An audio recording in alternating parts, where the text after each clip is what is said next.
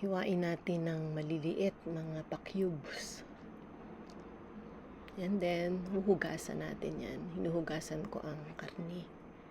Hinuhugasan ko na may asin, saka tubig na mainit, until matanggal ang blood, hanggang sa ang tubig ay malinaw na. And then, sasalain ko siya, i-drain ko, bago ko siya tetemplahan ng mga ingredients niya. And pagkahiwa na sa kanila, lalagyan ko siya ng asin, medyo halu-haluin ko, tapos lalagyan ko ng suka, halu-haluin ko muna siya, i-mix well, and then lalagyan ko ng mainit na tubig. So hugasan ko siya sa mainit na tubig, sa warm water. Hugas lang ng hugas until luminaw yung tubig. I-drain ko na siya. Wala ang lasa.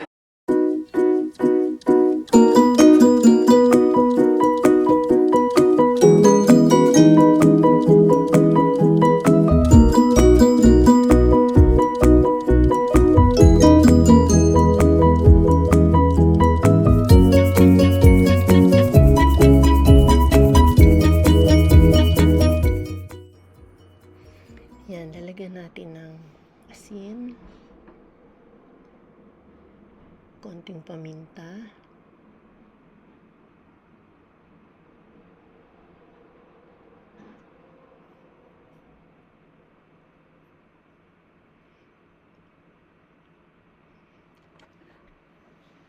garlic powder, tapos imimix ko na rin yung sausage, reno, liver spread, calamansi concentrates.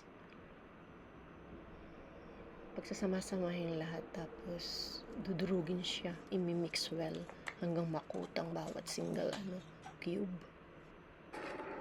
There's sausage.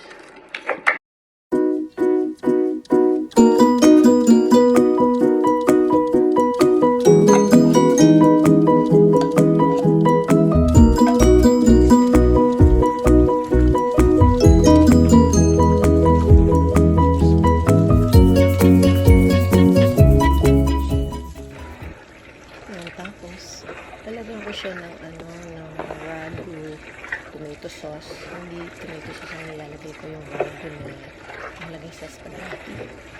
Sarap siya, hindi maasim.